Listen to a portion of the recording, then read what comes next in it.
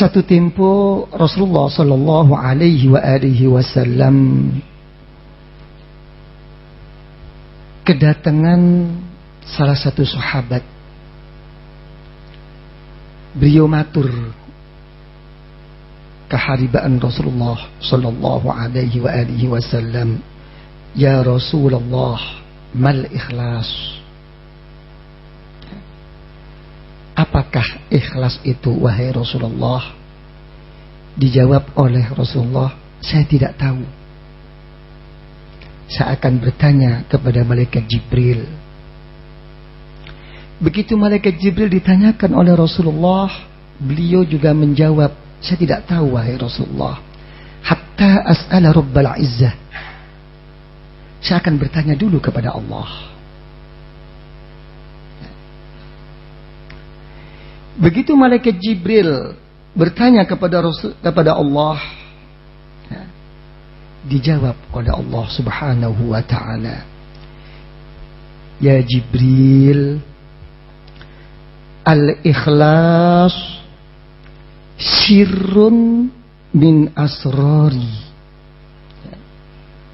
Ikhlas itu adalah salah satu daripada rahasia saya. Yang mana rahasia itu, kata Allah, "Udi'uhu qalba man ahbabtu min ibadi."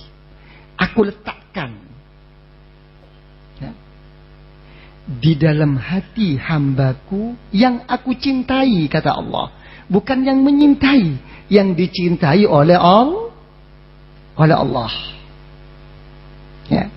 Makanya dalam Al-Quranul Karim, kalau sudah menyangkut gangguan-gangguan yang terganggu oleh iblis dan setan, dijamin oleh Allah, apa? Kecuali illa ibadakal mukhlasin, kecuali hamba-hambaku yang aku beri ikhlas. Bukan hamba-hambaku yang ikhlas, di situ dikatakan oleh Allah, yang mukhlasin. Ya, ini coba. Ini mengandung suatu arti yang begitu mendalam. Ya, kenapa kok Allah tidak mengatakan mukhlisin, kok mukhlasin?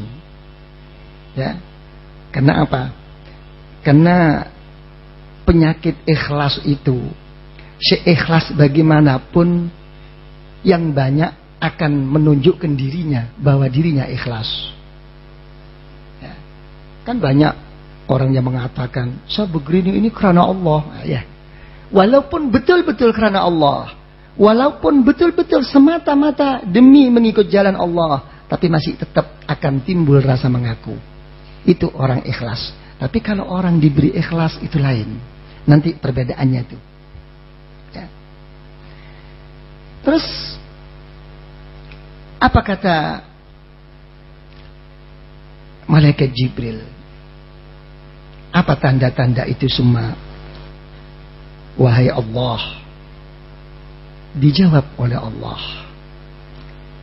keadaan suatu ikhlas itu, ya, la yattali' alaihi malakun fayaktubah. Malaikat tidak akan mengetahui tentang keikhlasan seseorang. Malaikat tidak pernah akan bisa mencatat apapun yang ada di dalam hati seseorang. Ya. Kalah dengan ilmunya wali. Ya. Yang dicatat oleh malaikat hanya apa yang nampak di zahir. Ya. Ini si fulan sembahyang zuhur, si fulan sembahyang asar, si fulan mengerjakan ini. Tapi apakah si fulan itu ikhlas atau tidak, sungguh-sungguh atau tidak kepada Allah, ini tidak bisa diketahui oleh malaikat. Ya, makanya kita menjadi anak Bani Adam ini apa? Sekali-sekali membuat bikin kejutan sama para malaikat hafadzah. Ya, harus membuat kejutan. Ya. Karena apa? Sekali tempo itu dalam satu hadis Rasulullah sallallahu alaihi wasallam alladzi rawahu Abu Ya'la Ya. Allah berfirman pada malaikat hafadzah, "Uktubu li 'abdi kadza wa kadza." Tulis mereka-mereka itu dalam mengerjakan ibadah ini, perjuangan ini itu. Mengingkari sahabat malaikat hafadzah. Tidak ada ma fi dzalika fi suhufina. Tidak ada wahai Allah di dalam catatan-catatanku ini, tidak ada. Dijawab oleh Allah, kan nggak tahu hatinya. Jadi ini posisi ikhlas. Dan posisi ikhlas pun, apa firman Allah dalam hadis kudusi? Wala syaitanun fayufsidah. Setan pun tidak akan mengetahui tentang keikhlasan. Kok sanggup dia akan merusak dan mengganggunya? Tidak akan. Ya. Jadi dalam hal ini yang dijaminkan dalam Al-Quranul Karim, yang diselamatkan oleh Allah adalah hamba-hamba Allah yang diberi ikhlas oleh Allah. Ya, cukup kita untuk memancing. Ya, mereka-mereka yang mengatakan bahwa mereka betul-betul berikhlas kepada Allah, bahwa mereka betul-betul demi bangsa dan negara misalnya, kita pancing beliau-beliau ini. Ya, kita usik hatinya. Ya, tuduhlah mereka, katakanlah mereka bahwa mereka bukan orang yang ikhlas kepada Allah. Atau kalau bisa kita rayu mereka, kita deketi mereka. Ya, mereka ikut, kita ikut kelompok mereka. Begitu kita ikut, kita omongin mereka. Sayang Bapak pemimpin, sayang Pak Kiai Ustaz, saya lihat Kiai ini begitu ikhlas, begitu ridho karena Allah. Saya betul-betul mendukung. Tapi ada seseorang itu Kiai, pemimpin, yang tidak percaya dengan Kiai, yang tidak begitu terima dengan Kiai. Dikatakan ini itu, bahwa Kiai kurang begitu ikhlas, kurang begitu demi bangsa dan negara. Bagaimana reaksinya? Marah apa tidak? Mempertahankan diri apa tidak? Hah? Membela diri apa enggak? Kalau masih ditunggangi oleh sifat-sifat begitu, perlu dipertanyakan keikhlasannya kepada Allah. Karena ini jaminan daripada Allah fil Quran wal hadis min Rasulillah sallallahu alaihi wa alihi wasallam. Sudah, ya. Ikhlas.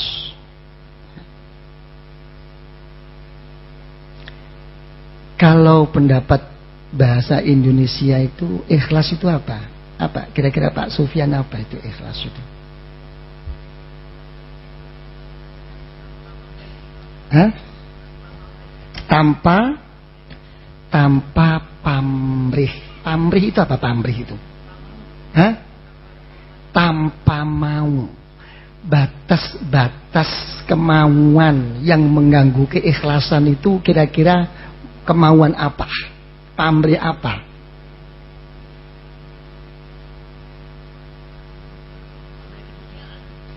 Hah? Pamrih duniawi. Dunia itu bahasa Arab apa bahasa Indonesia? Mari kita pelan-pelan. Ya, karena ini sering orang yang salah mengartikan. Ya, dunia itu bahasa Arab apa bahasa Indonesia? Arab. Nah, ini jawaban mantan ketua LIPI yang kurang pas ini. Beliau menjawab Arab dan Indonesia. Kenapa beliau kok enggak menjawab Arab yang diindonesiakan? Ya harus teliti. Hah? Ya begitu kira-kira. Oh ya betul gimana? Kayak malaikat Jibril saja. Ya malaikat Jibril begitu sekonyong-konyong datang ke Rasulullah mempertanyakan Rasulullah. Begitu dijawab oleh Rasulullah, beliaunya ya betul, shadaqta, betul. Nah, sahabat bingung, ini siapaan sih lo nih? Ya, Jadi apa? Kira-kira dunia itu apa? Kan? Sesuatu yang tidak ada kaitannya dengan akhirat. Terus akhirat itu sendiri itu apa?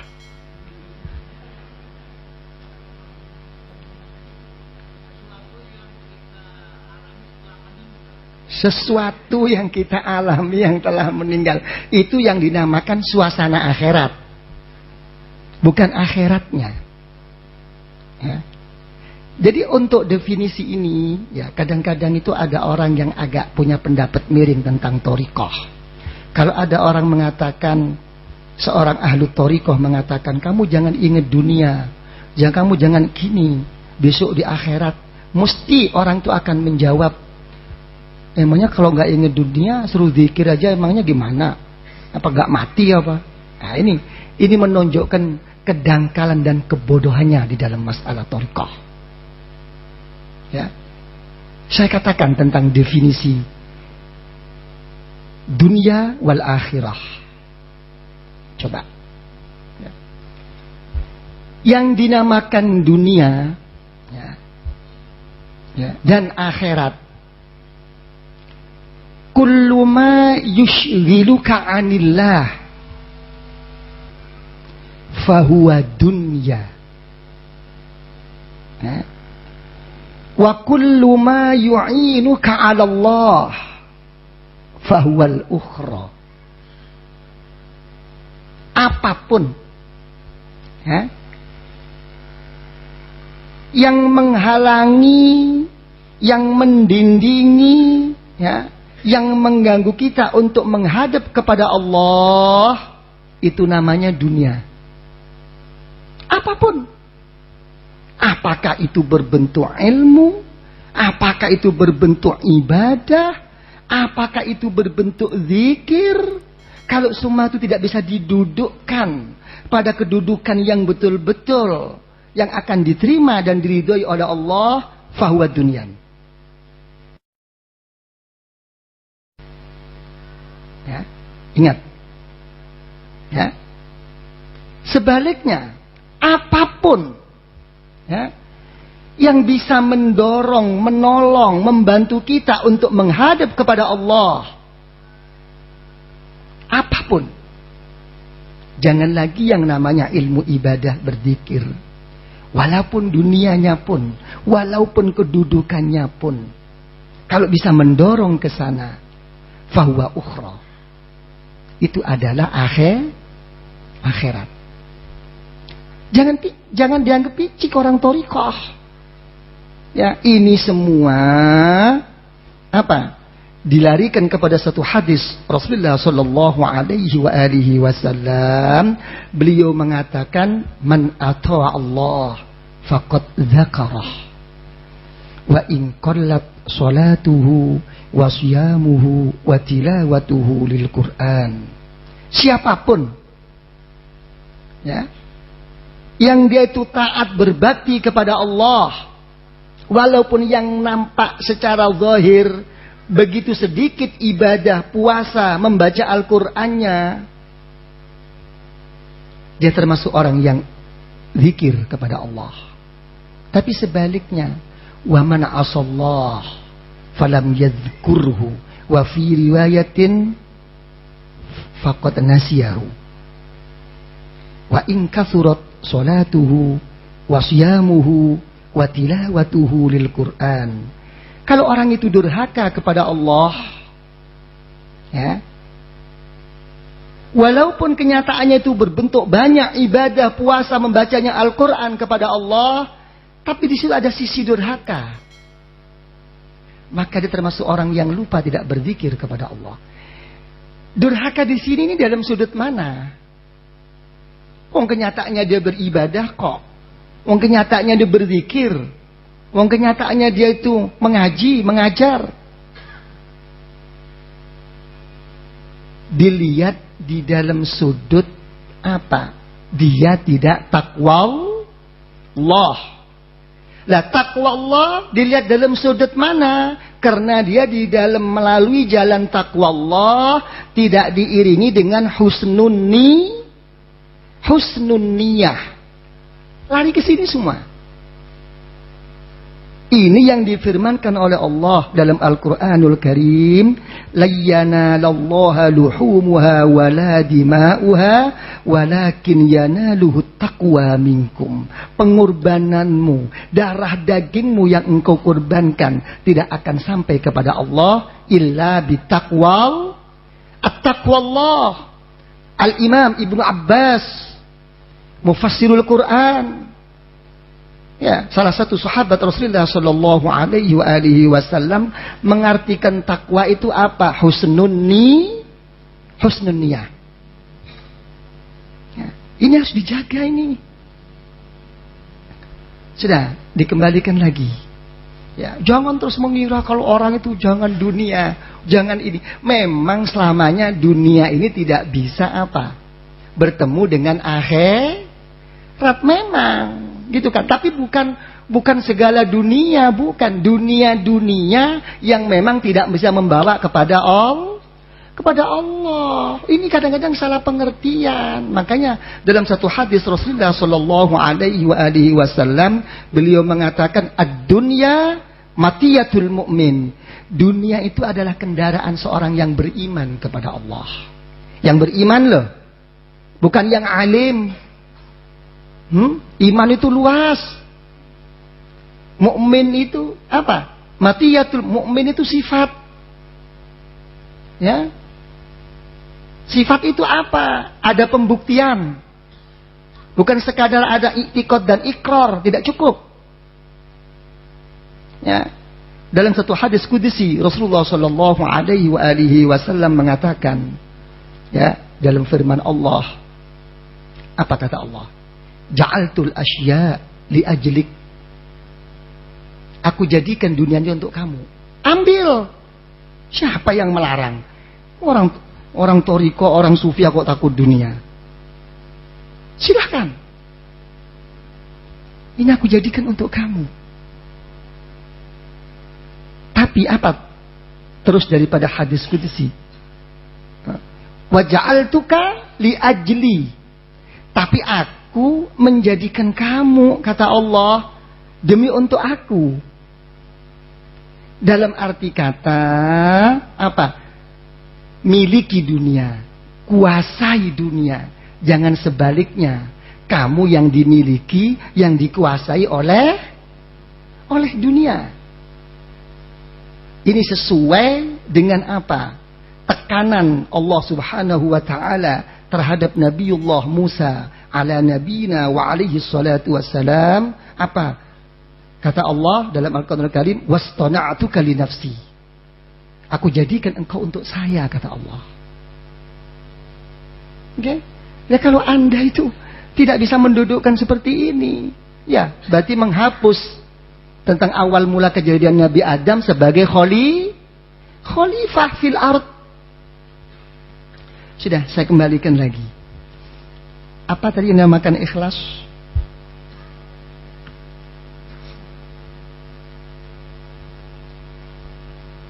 Apa?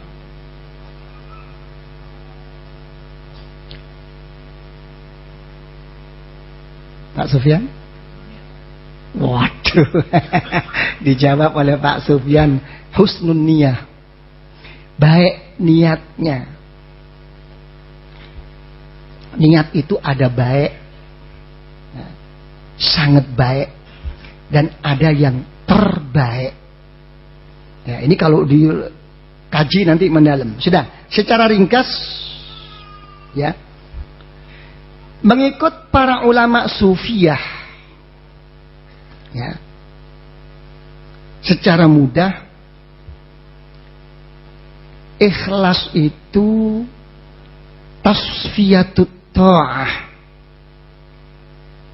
an mulahadhatil makhlukin, ya, menjernihkan, ya, membeningkan setiap ta'ah, ya, berbaktinya kepada Allah dijernihkan dari mana? dari penglihatan, penglirikan selain Allah, dibersihkan. Ini secara mutlak. Ya. Makanya saya kadang-kadang itu ingin apa? Ingin bertanya. Selama ini apa sih pengertian ibadah itu? Apa ibadah itu? Apa Pak Sufyan, apa pengertian ibadah itu apa selama ini yang diketahuinya ini?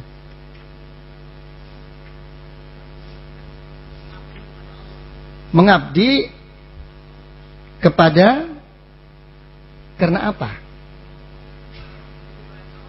Karena apa? Jelas. Tapi yang mendorong mengabdinya? Ya? Karena kita hamba Allah. Sisi Allah yang mana yang kita ibadahi? Allah Ta'ala mempunyai Asma'ul Husna. Mempunyai 99 nama. Yang nama itu sangat berkenan dan berkesinambungan dan ada sangkut paut dengan kita. Ada kok orang ibadah kepada Allah juga ingin lancar rezekinya kok. Saya nggak ngomong salah bener loh. Cuma ini mendudukkan. Allah yang mana?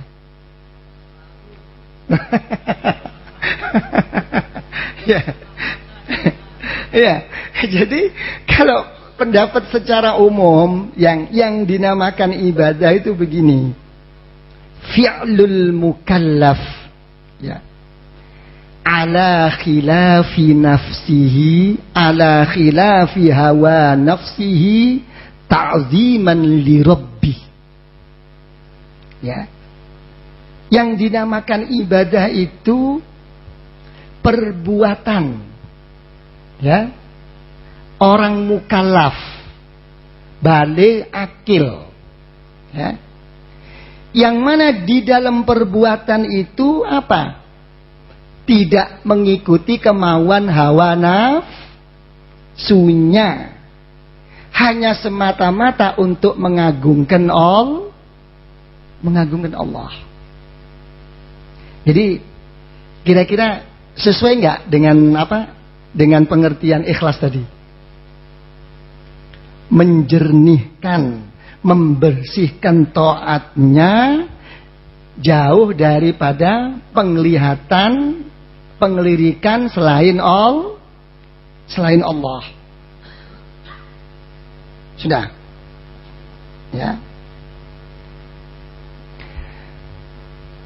Melihat dalam posisi ini, ya, ikhlas dengan kesungguhan itu tidak sama. Ya. Kenapa?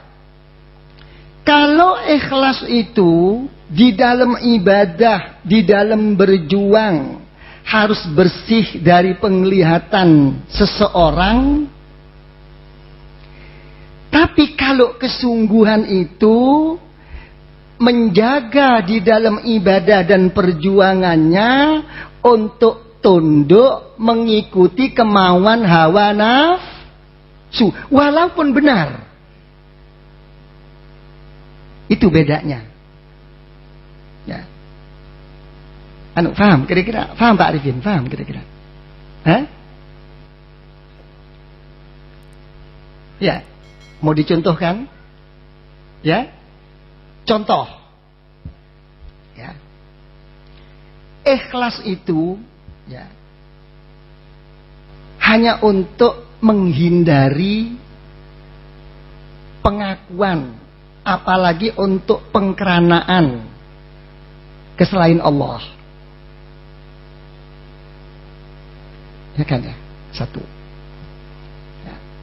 Tapi kalau kesungguhan itu, ya, melindungi, menjaga dirinya di dalam ibadah kepada Allah, jangan sampai tunduk kepada kemauannya hati, walaupun benar. Ya. Misalnya, saya ibadah kepada Allah karena ini, karena itu, karena ini, karena itu. Ini semua makhluk. Ya. Kesungguhan itu walaupun benar dan diizinkan oleh Allah, dia tidak akan melihat itu semua. Yang dilihat semata-mata Allah. Karena itu, ya, penyakit ikhlas itu masih mudah untuk menunjukkan dirinya ikhlas. Kadang-kadang merasa mempunyai keahlian, kemampuan, dan timbul bangga. Itu orang ikhlas. Tapi kalau orang itu bersungguh-sungguh karena Allah, tidak ada rasa begitu, itu tidak ada. Semuanya dikembalikan kepada Allah. Saya begini ini karena apa? Karena rahmat pertolongan Allah. Ini orang bersungguh-sungguh. Jadi secara ringkas, orang ikhlas itu masih sempat bekwar. Ya, masih sempat memaksakan dirinya kepada orang lain agar diakui bahwa dirinya itu ikhlas. Tapi awas. Begitu nanti sifat ini akan makin naik, ya, dipuji sama orang, silahkan dipuji menerima. Tapi begitu sudah ada yang mencaci maki, tidak menerima, baru dia itu timbul sifat marah. Itu baru kena terdampak bahwa perjuangan atau ibadah zikirmu sebetulnya karena orang. Paham apa sih? Paham? Belum apa? Coba yang belum, coba. Ya.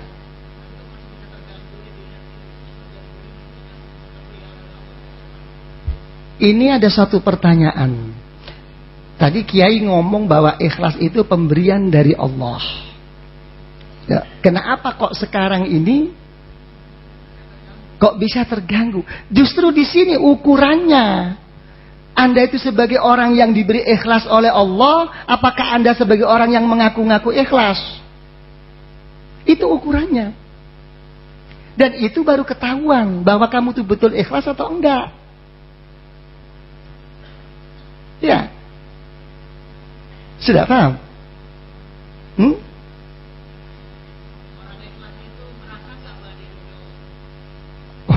Ini ada satu pertanyaan.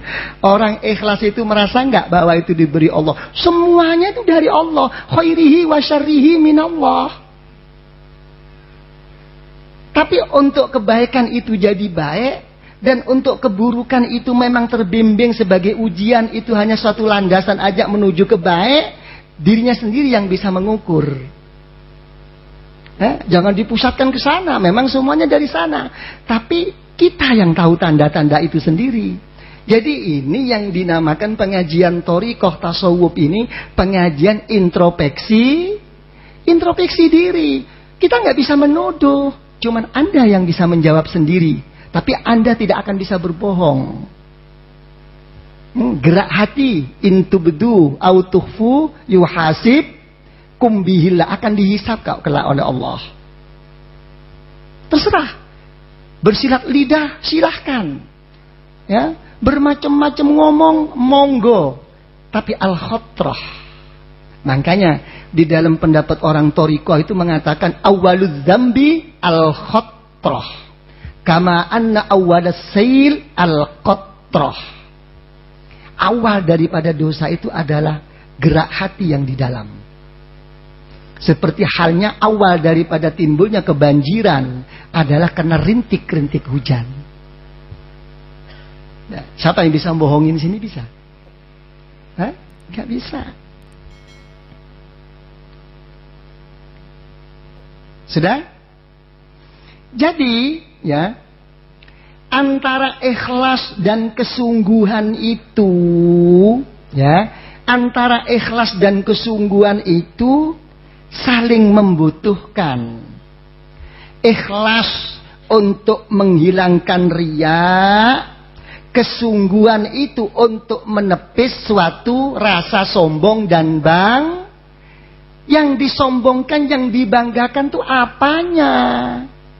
Ilmunya, kemampuannya, pengalamannya. Ini. Nah, di dalam mengatasi sifat sombong ini, ya, begitu susah dan beratnya sampai Rasulullah Shallallahu Alaihi Wasallam bersabda, "Laulam tuznibu la khasyitu ma huwa akbaru min dzalik." Andai kata orang-orang itu tidak berbuat dosa, kata Rasulullah, coba dosa yang dibuat tantangan dan dibuat satu penawaran yang ditawarkan oleh Rasulullah. Andai kata kamu tidak berbuat dosa, kata Rasulullah, ada sesuatu yang saya takutkan daripada dosa itu sendiri. Apa? Al-ujub, rasa sombong dan bangga. Jadi untuk menghilangkan suatu kesombongan, kebanggaan itu sendiri, itu apa? Harus ada kesungguhan. Masuknya kesungguhan itu bagaimana? Lewat mana? Lewat hakikat. Ya, memang. Ya, dalam satu firman Allah Ta'ala berfirman, "Udkhulul jannata bima kuntum ta'malun." Masuklah kamu surga. Melalui apa wahai Allah? Bima kuntum ta'malun. Dengan amal-amal ibadah yang telah kamu lakukan. Ya. Masih melihat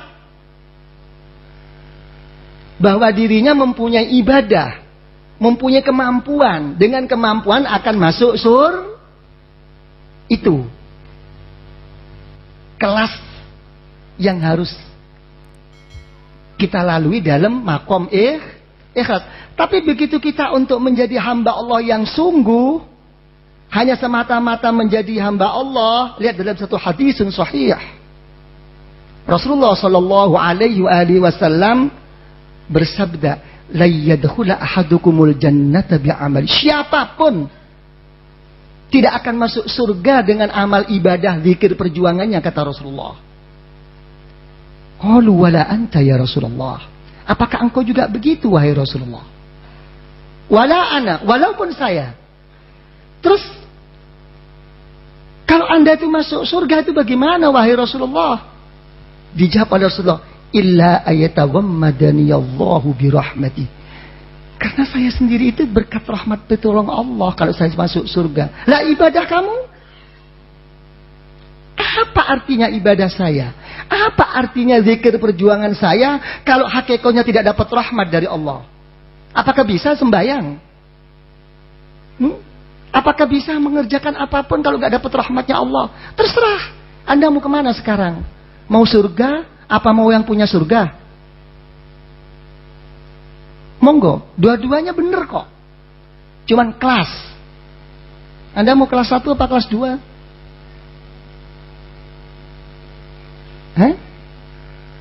Terserah. Mau ketemu Allah apa mau ketemu bidadari? Nggih. Ini ayo. Kira-kira bidadari itu enak enggak sih? Enak enggak? Enak. Enak. Coba ini.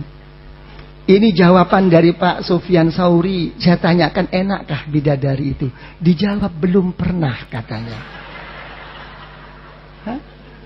Terus selama ini mendengar berita dari Allah, mendengar berita dari Rasulullah tentang keadaan surga itu bagaimana?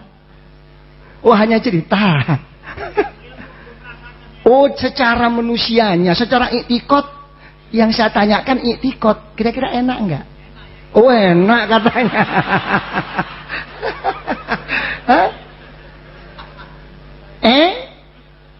Ya enak mana sekarang? Ketemu kekasih dengan makanan kekasih. Atau kalau bisa makan kekasih sekali lah. Enak mana? Enak ketemu kekasih. Jadi terserah Anda. Anda yang mendorong itu kemana sekarang? Apakah karena takut neraka? Apa ingin surga? Apa Anda itu karena Allah? Kalau dapat Allah, tentu akan mendapat surga. Kalau orang itu mendapat surga, belum tentu mendapatkan Allah. Silahkan. Makanya sering ini saya lontarkan untuk menunjukkan ya, untuk menunjukkan apa?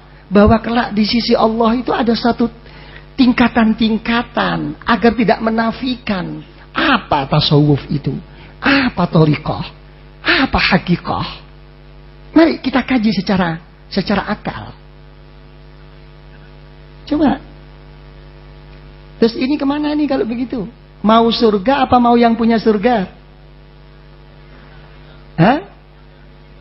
Yang punya Nah, ini yang difirmankan Allah, wa anna ila rabbikal muntaha. Ya, kan sering saya katakan. Kadang-kadang banyak orang umum ini punya pengertian ya, bahwa di surga itu enak aja. Ya kan gitu Pak Sufyan ya? Ya Pak Wido gitu. Enak, apa enaknya? Bidadari satu truk. ya pokoknya gerak gini hati nasi goreng datang. Ya gini pun dapat, itu semua mendapatkannya. Jadi diukur dengan ukuran hawa nafsu. Tidak diukur dengan kecintaan dan kerinduan kepada Allah. Nangis. Besok kalau udah di surga itu nangis. Ya, begitu sudah masuk surga enak. Ya, sudah waktu itu lupa diri. Ya, kena dari apa? Lepas dari ancaman siksa akhirat. Ya gitu. Begitu sudah lama-lama ingat firman Allah, wujuhui yauma idzin nadhirah ila rabbiha nadhirah. Ya Allah, ya, Engkau telah mengatakan dalam Al-Qur'anul Karim bahwa semua muka orang ahli surga itu akan bercahaya. Dan akan melihatmu, wahai Allah. Mana janjimu? Mana? Ya. Begitu nampak Allah, semua kenikmatan surga akan hilang. Ini ketemu kekasih. Ini yang kita cintai, yang kita rindukan. Begitu Allah Ta'ala lepas dari pandangan mata, nangis orang ahli surga. Fastaghasat ahlul jannah bil jannah kamastaghasa ahlun nar bin nar. Tidak enak surga ya Allah, tidak enak bidadari ya Allah, tidak enak ini semua ya Allah. Seperti marahnya orang ahli neraka, apa? Sedihnya orang ahli neraka atas siksa neraka. Saya hanya ingin kamu ya Allah, saya ingin engkau ya Allah. Dijawab oleh Allah, kamu dulu beribadah, kamu dulu berzikir, kamu dulu berjuang, kamu dulu ini. Yang mendorong kamu hanya satu, bagaimana kamu selamat dari siksaku, dan bagaimana kamu itu masuk surgaku. Sekarang neraka udah jauh darimu, surga ada di hadapan mata kamu. Habiskan sekarang. Kamu bukan karena saya. Siapa yang mengatakan surga nggak ada susah? Memang bukan merupakan satu penyakit, satu penderitaan. Kenapa? Yang mengalami satu penderitaan ini orang yang rindu. Orang rindu itu nggak ada. Merasa sakit itu nggak ada. Betul apa tidak? Nggak ada. Makanya besok kalau kita itu dicabut nyawanya oleh Allah, ukuran kita itu seberapa sakit kita. Waktu ditarik nyawa kita oleh Allah, seberapa mahabbah, cinta dan rindu kita kepada Allah. Kalau sampai pada saat kita mau meninggal dikembalikan cinta dan rindu ini di dalam hati kita, akan begitu indah meninggal itu sendiri. Kenapa keindahan itu sendiri? Kenapa? Kok ini mesti terjadi? Kenapa? Kita belum meninggal pun sudah nampak. Ya. Kita jangan berhenti seperti hadis yang telah umum. Apa hadis yang telah umum? Man kana akhiru kalamihi la ilaha illallah dakhalal jannah. Siapapun yang akhir dari perkataannya la ilaha illallah akan masuk surga. Ya. Bukan itu. Mestinya yang buat penawaran, kenapa? Pada saat kita meninggal mengatakan la ilaha illallah, dakhalal jannah, itu kenapa? Hah? Kok ada jaminan seperti itu? Sedangkan kita sebelum meninggal sudah sering membaca la ilaha illallah, sering berzikir la ilaha illallah. Tapi kenyataannya kenapa? Kok kita tidak terselamatkan dari segala macam ujian ini? Lebih-lebih dalam ujian hawa nafsu. Kenapa? Kok pada saat meninggal kok ada jaminan?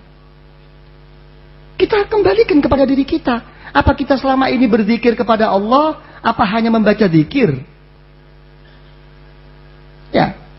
Tapi itu peringkat umum. Tapi kalau orang itu sudah duduk pada satu tingkatan yang khusus, seperti yang dialami oleh Rasulullah Sallallahu Alaihi Wasallam, apa beliau katakan pada saat meninggal? Allahumma ar-rafiqul a'la. Ya Allah, saya ingin bertemu berkumpul dengan kawan-kawanku ya Allah, yang mulia-mulia, yang agung-agung di sisimu ya Allah. Lain, konsepnya lain. Begitu Rasulullah berdoa seperti itu, apa kata Sayyidatuna Aisyah radhiyallahu anha? Idzan la yakhtarna. Kalau begitu Rasulullah sudah tidak memilih kita lagi, dan tentu akan dipanggil oleh Allah. Tapi yang dikatakan Rasulullah bukan la ilaha illallah, Allahumma ar-rafiqul a'la. Kenapa kok enggak la ilaha illallah? Ini ada satu dua pengertian tentang la ilaha illallah sudah dijawab oleh Rasulullah. Allah sudah cukup. Apa kalau sudah di Allah itu berhenti? Enggak. Tapi ada satu penghubung. Ya, untuk sampai kepada Allah dan untuk bisa mau ketemu dengan Allah, beliau ingat ar-rafiqul a'la. Ya, kawan-kawan beliau minal anbiya wal mursalin wal malaikatil muqarrabin, begitu nampak di mata beliau. Ini sekilas saya menceritakan tentang kedudukan kelak di sisi Allah itu tidak. Jangan dianggap hukum-hukum apa adanya, jangan. Ya, terserah. Kita mau jadi orang apa mau jadi orang-orangan? Hah? Hah? Mau jadi orang apa orang-orangan? Hah? Mau jadi kalau udah mau jadi orang, ingin dijadikan orang apa enggak? Ingin dijadikan kalau udah dijadikan orang, ingin diorangkan orang apa enggak? Hah? Kalau udah diorangkan orang, berarti apa? Diorangkan, dihambakan oleh Allah. Ini yang kita berikan.